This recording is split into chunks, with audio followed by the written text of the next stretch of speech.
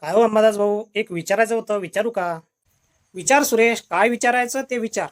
आता पुढं गणपती उत्सव, नवरात्री उत्सव येत आहेत. पाहुण्यांच्या भेटीगाठी होतील म्हणून घरच्यांसाठी कपडे घ्यायचा विचार करतोय. ॲमेझॉन किंवा फ्लिपकार्टवरून घेऊ म्हणतो, पण कोणत्या कंपनीचे कपडे घ्यावे हेच कळत नाही. अरे वा, खरेदी करणं चांगली गोष्ट आहे.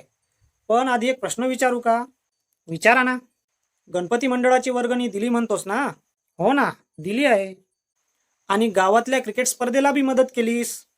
हो, ती बी केली.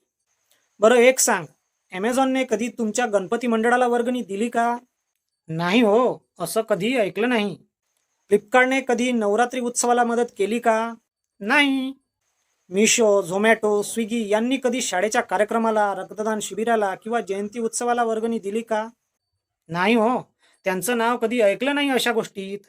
मग गाव असो की शहर, गणपती, नवरात्री, जयंती, शाळेचे कार्यक्रम, क्रीडा स्पर्धा, सामाजिक उपक्रम यांना मदतीचा हात कोण देतं बरं?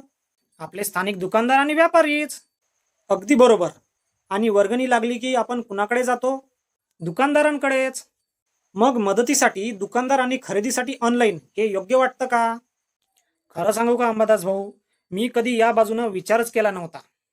बघ सुरेश, ऑनलाईन खरेदी करायला कोणी नाही म्हणत नाही, पण आधी आपल्या भागातल्या दुकानात चौकशी करायला काय हरकत आहे?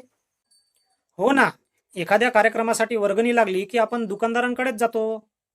हेच दुकानदार गणपतीला वर्गणी देतात, नवरात्रीला मदत करतात, शाळांना देणगी देतात आणि समाजाच्या प्रत्येक चांगल्या कामात सहभागी होतात.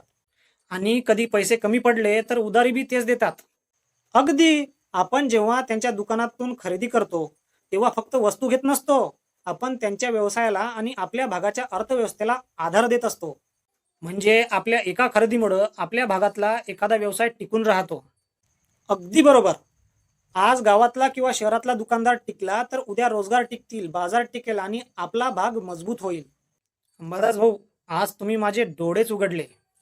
अरे, मी काही नवीन सांगितलं नाही, फक्त आपल्या माणसांची किंमत ओळखायला सांगितलं. आजपासून आधी आपल्या गावात किंवा शहरातल्या दुकानात जाणार, तिथं वस्तू मिळाली तर तिथूनच खरेदी करणार. बस, हाच खरा स्थानिक व्यापाराला आधार देण्याचा मार्ग आहे. गाव असो वा शहर, स्थानिक दुकानदार आपल्या सुखदुःखात कायम सोबत असतो आणि समाजासाठी उभा राहणाऱ्या दुकानदाराला आपल्या खरेदीतून साथ देणं ही आपली जबाबदारी आहे. स्थानिक खरेदी करा आणि दुकानदारास बळ द्या आणि आपल्या गाव शहराचा विकास घडवा. धन्यवाद.